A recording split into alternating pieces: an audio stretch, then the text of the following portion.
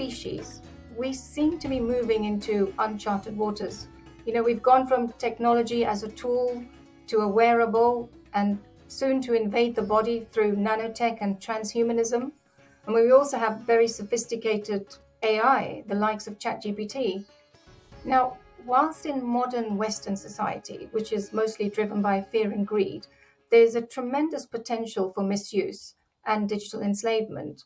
How do you see the role of AI in a Sanatan economics model? Uh, that's a good one. I mean, the viewers need to know about this. So, technology as a factor of production, when we talk about the four main factors of production, we have man, machine, market, and money. Now, since the West believes that we are the body and not the soul is just a vehicle, they believe in this only one life concept. Their focus is only on finite as wealth, which means from the four main factors of production, the Abrahamics are focusing on machine and material factor of production.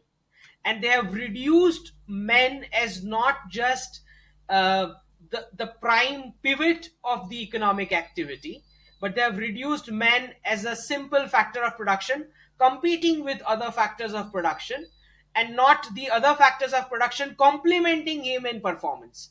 Right? This is how technology is moving ahead.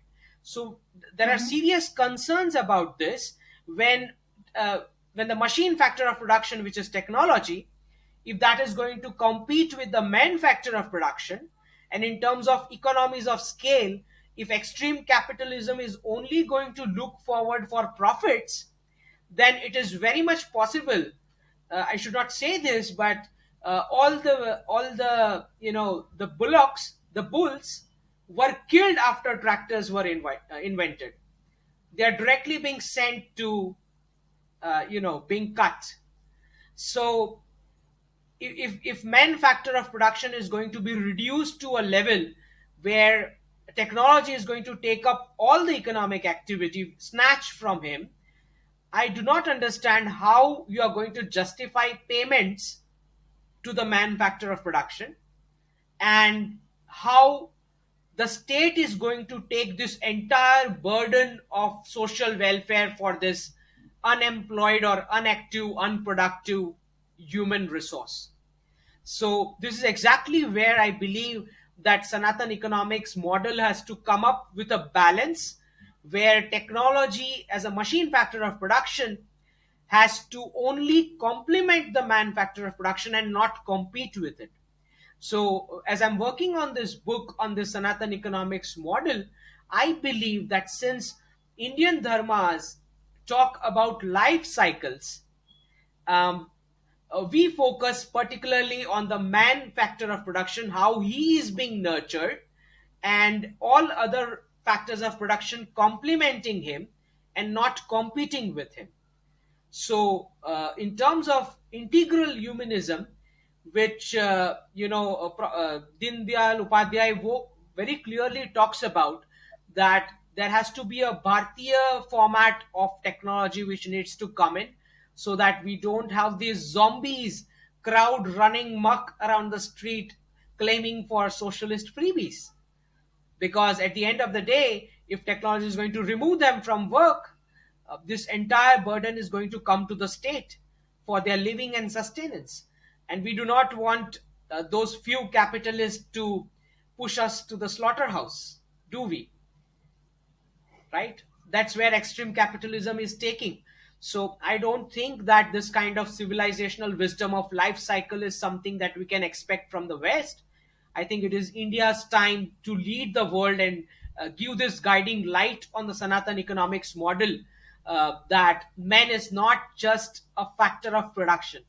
He is the pivot of the entire economic activity that is going on this planet, and we need to preserve the life cycles, which means he has to be productively employed in an economic activity, whether it is a job model or an enterprising model.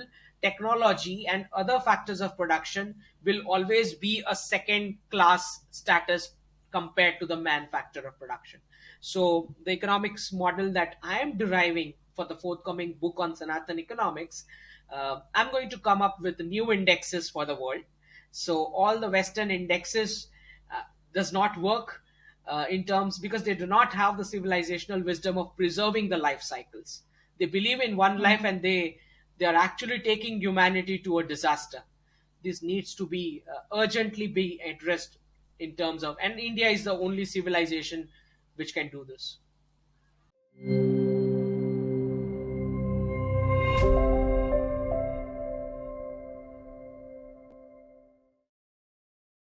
Please remember to subscribe to us and switch on the notifications for this channel. For our other social media links, more content, and to support our work, please visit citti.net. Dhanyavad. Namaskar.